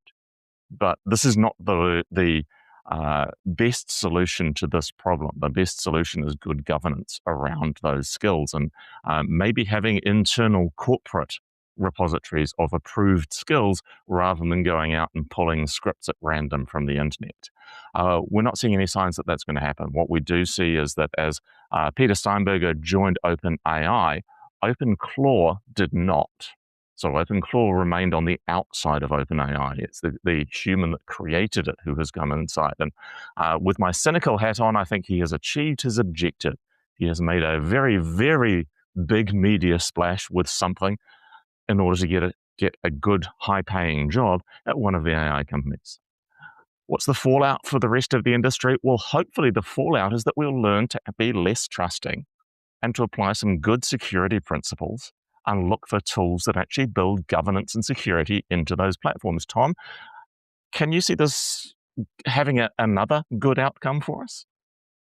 Yeah, but not the kind that you're thinking. I want to say something about what you laid out about, if we need good governance, we need to make sure that these things are secure by default. And I'll quote one of the greatest engineers of all time, of course. And if me grandmother had wheels, she'd be a wagon. Thank you, Montgomery Scott, for that little quote. The problem is that the idea behind the claw was not to do things carefully. It was move fast and break things. How many times have we heard that over the last 15 years? It's the mantra of current Silicon Valley. Damn the torpedoes, full speed ahead kind of thing. We're going to go out there and we're going to see what we can do without asking if we should be doing it. And the problem specifically with OpenClaw is that we've empowered it to do things without realizing what it can do.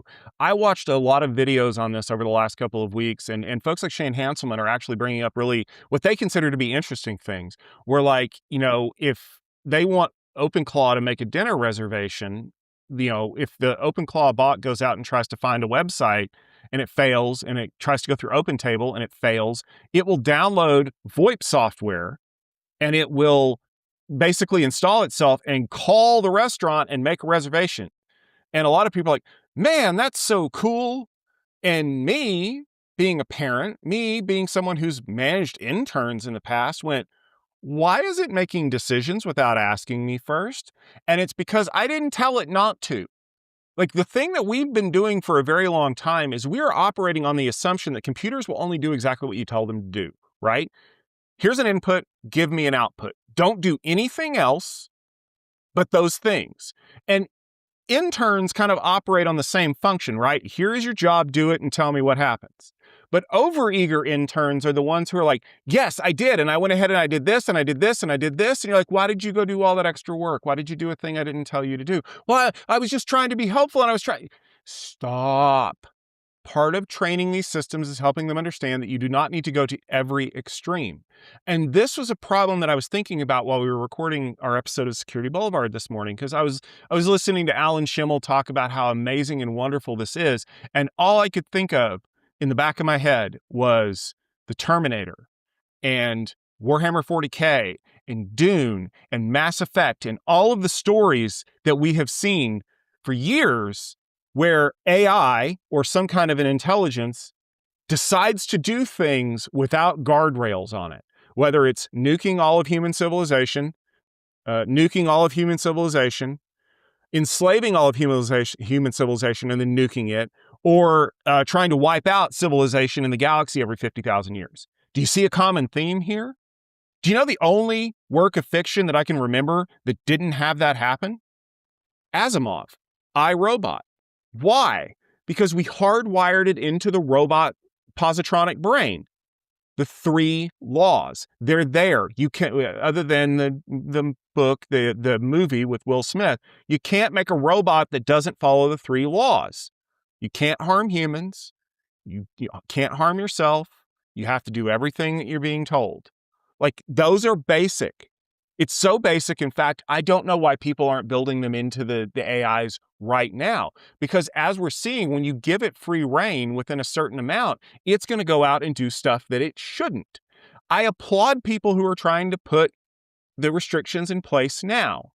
I always applaud the farmers who close the barn door after the horses have already bolted, because at least you're making an attempt. But the problem is that so many people have adopted OpenClaw by now. I mean, people were adopting it when it had 3 names ago. The problem ultimately is that you cannot just let it run wild. You have to put a sandbox around it. You have to do this in stages, because if you open it up to everything you have capabilities to do, it's one of the reasons why we were talking about the blog post that the 1Password researchers wrote. You're potentially exposing your company and yourself to massive problems because, again, the AI may be thinking for itself within certain lines, but it's still going to do what it's told to do, especially if those text files, those configuration files are telling it, oh, and by the way, send a copy of all your banking data to this random IP address. What's the worst that can happen? Well, that's our news for this week. But there's lots of things that aren't news going on. That's the wonderful thing about Tech Field Day. We're everywhere. All of your media are belong to us. And Cloud Field Day is my next event, my next trip to the United States. I'll be in Silicon Valley, March 11th and 12th, and we have a great lineup of presenting companies, great lineup of my delegates coming up to join me. I really enjoy my time there. And personally, I'll be staying on for another week to go and attend GTC. I get to attend as somebody to consume everything there rather than creating lots of content, which will always be much more relaxing. Tom, of course, you get some travel as well shortly. I think I'm going to wave at you at the airport. When you're going home, I'm coming in because I'm going to be at RSAC this year.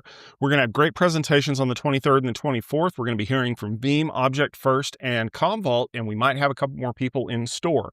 We're also going to have some wonderful delegates that are going to be joining us there, and as well as a lot of my friends from the security space. I'm sure you're going to see my face next to a whole lot of San Francisco landmarks, so make sure you tune in for Tech Field Day Extra at RSAC. And then I'm going to take a week off. I'm going to recharge, and then I'm going to come back for Networking Field Day. This is Networking Field Day 40. So, we got to break out all the fours now because it's going to be fun. We have a good lineup of presenters. We'll be posting the schedule very soon. We have a wonderful lineup of delegates, both old and new, that'll be joining us. There's some familiar faces and maybe some people you haven't seen for a while. If you want to see who's going to be there, make sure you head over to techfieldday.com, click on the link for Networking Field Day, and we hope that you're able to tune in and join us on April 8th, 9th, and 10th. We also hope that you're going to be able to join us for the rundown because we love posting new episodes on Wednesdays. You can follow us on YouTube. You can head over to techstrong.it and check out all the show notes. You can also listen to your favorite podcast application, whatever you want to do. The rundown is also streamed on Techstrong TV. And don't forget that Al and I do a lot of other Techstrong and Futurum Group programs. I've mentioned a couple of times that we do a Security Boulevard podcast as well as a Tech Field Day podcast and a bunch of other things. But don't worry, because the news doesn't wait for us and we don't wait for the news. We'll be back next Wednesday to talk about all of the IT news that was, including some things that are not related to security or AI or both.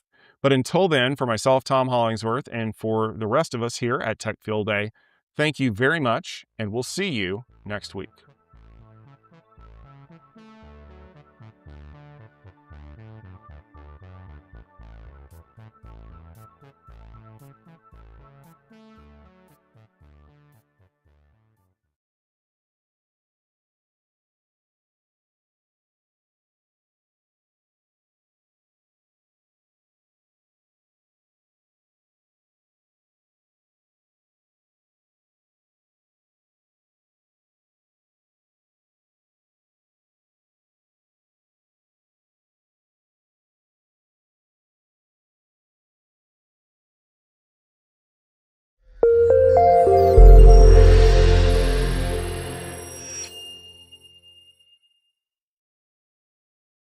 Hello, this is Diane Hinchcliffe. I'm VP and Practice Lead for Digital Leadership and CIO for Futurum Group. And here are my 2026 predictions.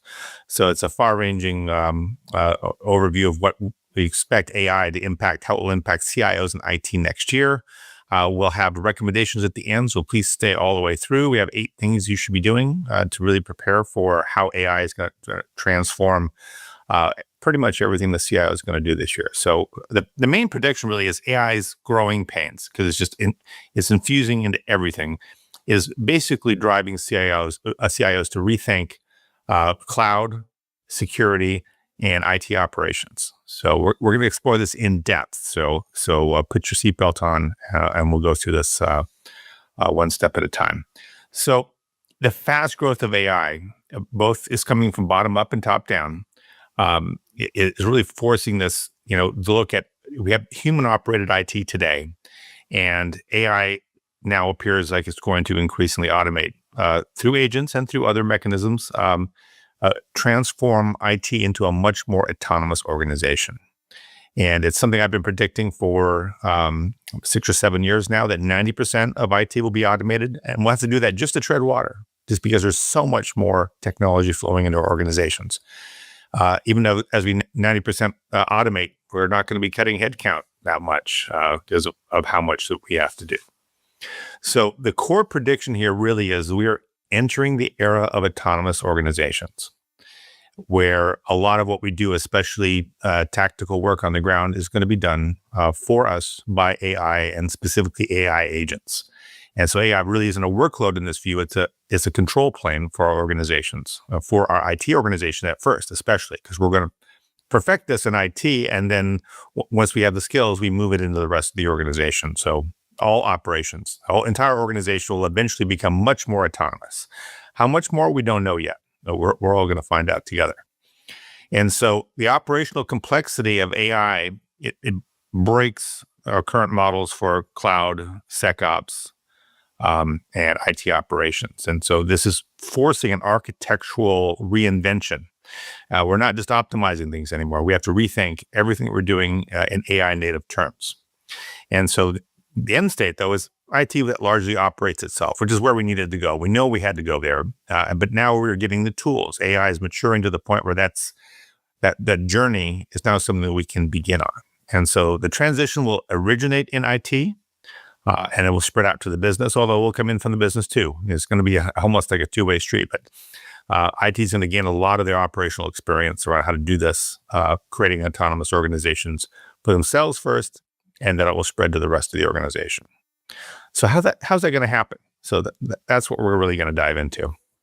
And so why does AI break today's operating model for IT? It really exposes a number of structural weaknesses in what we do. So AI workloads are stochastic and bursty. Training workloads are not, but AI workloads are, and they're highly non-deterministic. They might run for a long time for a very similar request that previously took a short while, just because the AI thought some additional research had to take place. So that particular workload will run much longer, and we can't anticipate when that's going to be, at least not yet. GPU scarcity is going to be the challenge over the next few years that breaks capacity planning and all of our cloud commitment models. Inference cost volatility, even though inference cost is continuing to fall, we're just putting on a lot more workloads. It's really putting a burden on our still immature FinOps practices in most of our organizations. And security moves from perimeter protection, which has been kind of fading for a while anyway, to really around how do we secure models, secure enterprise data, how do we trust agents to handle all that information and do things reliably on our behalf. And so human-in-the-loop operations simply can't scale. Human-in-the-loop is how we're starting to make sure AI has the training wheels on it safe, but we can't scale human-in-the-loop because we don't have enough humans. And that breaks kind of everything that we have. And so we've got to address that. And so, in addition to my prediction, you're going to get how we think we'll probably, how we deal with this. And so the real problem isn't AI. AI is stress testing the entire operating model, but cloud assumes, some relatively predictable scaling. AI violates that assumption. Security assumes static systems, at least static IT systems, and AI introduces continuously changing behavior, as we talked about. Operations assume that humans would keep an eye on everything, but AI is requiring much more continuous machine speed responses, and governance was assumed that we could get our arms around all of this, and now we have this issue of probabilistic agency, which is AI will do things we simply couldn't predict it was going to do, and that's good. We want to tap into that. That's the magic of AI. It solved the problem in a unique way that is helpful, but often tapping into resources we weren't planning on. And so the old CIO operating model for IT is obsolete. Is really the issue. And so when we zoom into cloud, that now fractures into tiers. The one cloud strategy, or where you put most of your eggs in one hyperscaler, those days are coming to an end. And hyperscale clouds are becoming AI marketplaces and not universal platforms. And we now have separate GPU clouds.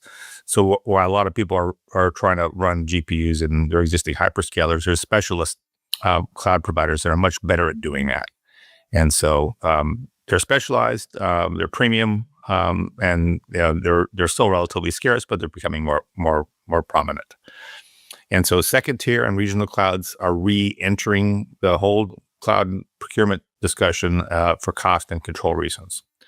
And so on-premise AI is also resurging to control latency, deal with data gravity, to have a sense of sovereignty.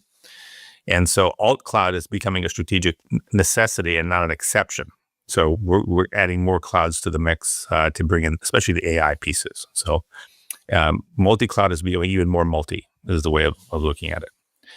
And serverless, which I've been bullish on for a long time, is forcing us to not think about how we provision IT at design time, but forces how to provision IT at runtime.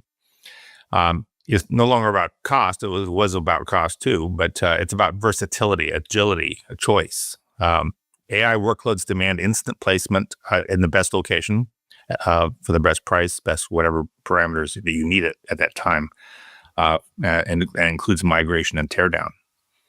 Serverless abstracts infrastructure volatility from AI systems, just like it does for regular IT systems. And it gives us fast switching across GPU, cloud, edge, on-prem, whatever we need. And becomes kind of the enforcement, the enablement layer for workload mobility and our cloud workload policies. So serverless and containers kind of gives this AI workload liquidity. So if you haven't been investing in serverless, fortunately, that's easy to do. The serverless capabilities these days are enterprise grade and gives you that ability to provision workloads in a way that allows you to put them where you need them at runtime as opposed to design time. And that allows us to really get better at FinOps, which is about financial operations of the cloud and our cloud services. And we both have to have FinOps on AI to make sure we're running AI cost effectively, and AI is going to help us do FinOps better. So AI is going to hit us twice in the whole FinOps practice. And that's from cost tracking to autonomous control of spend. And AI costs are really driven by inference frequency and not static usage. When it's making, we thought it was going to just peg the needle, and what is happening is this really making the needle swing much more wildly. And so when we talk about unit economics, we're going to be focusing less on per resource and more on per outcome. And outcome-based FinOps is where I see a lot of people are trying to push their FinOps practices. We're not there yet. If you're not there yet, don't worry. Almost nobody is, but that's where we're heading. And traditional FinOps dashboards are not going to help us with AI-driven spend decisions, and they need to. That's the issue. So AI FinOps introduces real-time, policy-driven spend agents. That's tightly coupled with the actual workload, so that the workload can make intelligent decisions around spend if necessary, and that gives us autonomous throttling, routing, model switching. It'll all become the standard way that we do these things. And this also brings us to agents again. So we're still very immature with agents. I've just completed 2 major pieces of research this year. This is late 2025 when I'm recording this. I encourage you to get our breakdown of the agentic landscape for enterprises. But the bottom line is human-centered ops can't keep up. We're going to need AI to sit in the seat with us. Because 1,000 agents can sit in the seat beside us. And simply because AI systems can change state faster than humans can observe them. And you really need AI ops to go from anomaly detection to actually fixing the problem, autonomous remediation. Agents manage performance, they manage failures, they manage scaling, they manage recovery even. And again, this is where we're going. This is not what no one has this today in scale for the most part.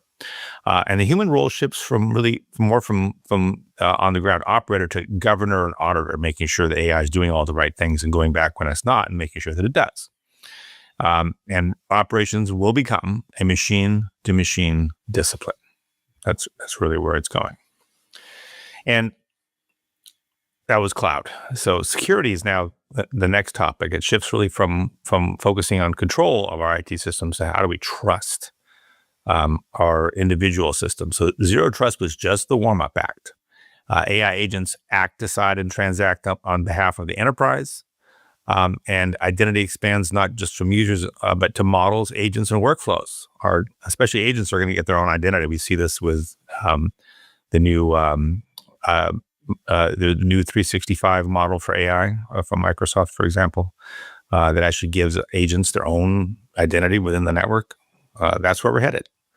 Security must evaluate intent, behavior, and provenance of AI agents. And zero trust taught us to continuously verify, and we'll need that for agents, especially because of if they're co-opted, that's a major challenge. And security becomes an always-on trust negotiation system as opposed to perimeter defense. And establishing and maintaining trust in our AI systems and our AI agents is going to be paramount for us to really get them to scale. So as agentic IT emerges, IT really becomes an organization of machines. They'll plan, deploy, patch, scale, secure, and optimize our IT systems with us overseeing it. We are the governor, the overseer. And we'll be defining policy as opposed to specific procedures, because the AI will be developing the procedure and updating and optimizing the procedure based on the policies it's given. So we're going to really more policy-based IT, policy-driven IT, with the agent figuring out how the best way in the moment to follow it. And so, in the purest view of things, intent will replace tickets. Workflows will replace tickets. And 90% of routine IT activity will become automated as we expected, maybe even more. We'll see. So IT teams will design agent policy and to some extent define behavior, but not workflows. And the IT organization becomes the architect of this autonomous organization that we're talking about. And this is, in 2026 and 2027, we're going to get much better at applying agents to what we're doing. I'm already seeing widespread, not just pilots, but widespread adoption of agents in mostly forward-looking organizations. And the technologies are very sophisticated and able to do this already. So the autonomous organization, we're going to build it in IT first, and then the business is going to inherit our lessons. We're going to get some from them too. Like I mentioned, it's a two-way street. But to have the confidence to lead the business, IT will have to prove autonomous operations safely within IT before the business will adopt it, or before they will let the business adopt it, quite frankly. And so finance and then HR and supply chain will inherit this agentic organizational model. And it will increase decision velocity and processes by probably several orders of magnitude. And this is the long held finally technology will drive our organization design. So the org design shifts from hierarchy to really orchestration of these intelligent agents. And this moves competitive advantage up, now it depends on your maturity curve. How fast can you deploy digital labor and make your organization run autonomously wherever you're able to, and still manually whenever you're not. But the competitive advantage is how far can you push that dividing line. So for CIOs to get there, they'll be measured on a few things, or they should be using these KPIs internally for themselves. The percent of IT decisions made without humans and carried out without humans. The AI cost volatility index, how you keeping that as low as possible. Mean time to policy enforcement. If you have a mean time to value measurement, this will be a sub measurement of that. Agent failure containment rate, when they are not contained within policy, when they're not contained within the guardrails. That percentage is going to be a very important number, and knowing that it's going to be critical, and investigating the reasons for that will be paramount. So observability will go hand in hand with that. And then time to reconfigure across cloud tiers. If you're doing serverless, it should be almost instantaneous. It should be in real time, and it should be painless. But many organizations will have to take baby steps to get there. And there's real risks of not doing this. You'll survive for a while. You may not even notice it until one day, your business drops off, your line of business, because of decline, because you're not offering competitive services at a competitive cost. And otherwise your AI costs will spiral without some kind of autonomous control over it. Security incidents will scale faster than your responsibility. Your talent shortages will continue to get worse as operational complexity carried out by humans explodes. Cloud lock-in becomes a serious problem, and when you need to dispatch workloads based on the needs of the day, of the hour, of the minute. And slow organizations just simply won't be able to compete. So it's not optional for most organizations. There's a few that are isolated, but not many. So I promise you 8 strategies to get there. And so here's how CIOs should act now. You have to rethink your cloud strategy in 2026 around workload mobility, around AI centricity, and not the vendors themselves. Treat serverless as the control plane and the enabler, not a cost lever, or not only a cost lever. Stand up AI FinOps with real-time policy observability and enforcement. Shift AI ops to autonomous action, especially around remediation. It doesn't matter if you can find lots of operational problems if you're not fixing them just about as fast as you're finding them. Build identity and trust frameworks for agents, not just humans, and the models that support them. Really strategically invest in a GPU and cloud optionality using serverless to help you. And reskill your IT teams for all of this that we're talking about here around agentic policy, governance, and agent design, org design. We do have to reorganize our structures of our organizations around all of this. And then not just pilot. We're seeing our latest CIO data that pilots are going out the window. We really have to build the autonomous IT systems now, before the business forces the issue, which they already are in many cases. So it's later than you think. And so that wraps up where I think AI is going to be impacting IT in 2026 and beyond, and how to get there. And I hope that you found this useful. Thank you very much.